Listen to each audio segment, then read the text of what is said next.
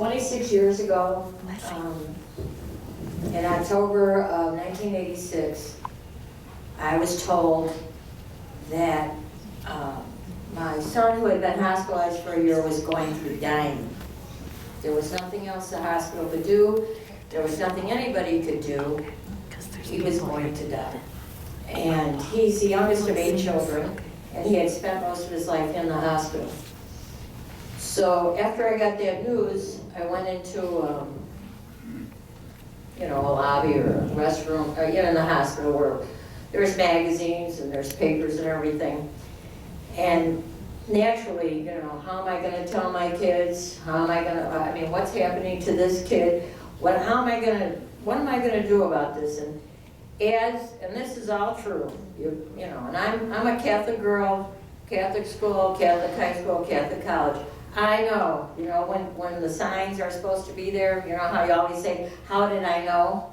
Well, when the song was Bridge Over Troubled Water, and the magazine is the Catholic Digest, giving me the name of 3 accepted miracle workers in the Chicagoland area, then I knew that this was the lady that I would have to go and see.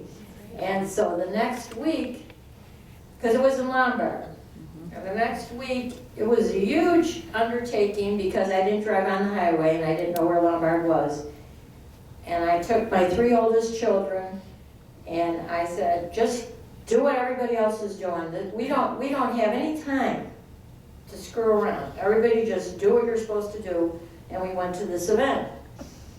And it was very, very powerful.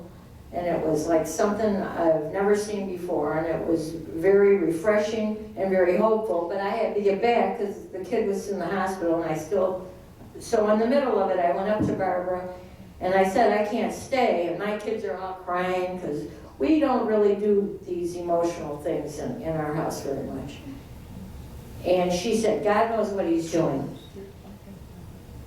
And I'm like, okay, well, I'm supposed to do this. I went, I did this, I met the woman, and that's it. And the next week, if somebody on 100% oxygen, on a rate of 60, using a nitro drip could have ever gotten sicker, he did it that week. And I said, well, I don't care what's happening. God knows what he's doing. And I had said to the doctor, I don't care if he lives or dies, because that's not the important thing. The important thing is that we've all done what we're supposed to do.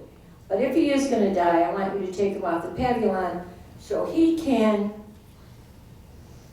can hold him, because I couldn't hold him. And every day we went back, and every day it was worse, and finally on the Friday night, this doctor is ambu bag, doing everything he can for this poor little dying 12-pound baby who had nothing but pain in his life. But of course, he was truly a joyful baby. God knows at the hospital, they had a story about him. That's how unique he was.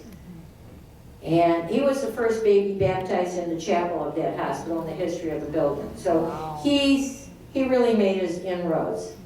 So I had said to take him off the pavilion, and they called me up in the morning at 6 o'clock and they said, that's it, he's going today. Alex is going to die, and you want to get over here. And I walked into the intensive care, and his back was to me before he had been laid up flat. And his back was to me because now he doesn't have the medication on.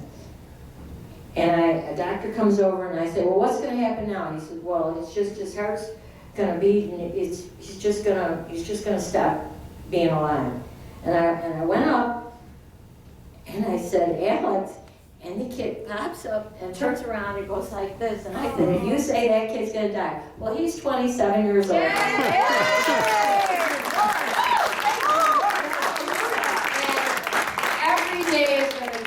And of course, he's on a vent and he's on oxygen, and he would never walk, but he walks, and he never have a job. He has a job. Oh, he is the most joyful, happy, most wonderful boy.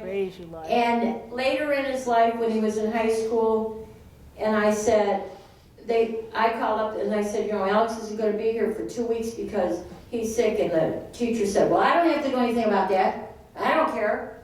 I mean, it isn't until he's sick for 3 weeks that we have to do anything. And I go, you're not getting it.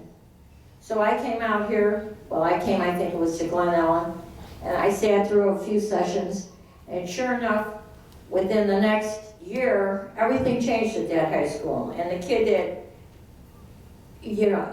everything became more positive for persons with disabilities because of him and because of the work myself and other parents did. So God has his way of showing you different things, and God's always made it a real long, hard time for me to finally catch on. But I thank this ministry for the opportunity. Thank you. Praise God.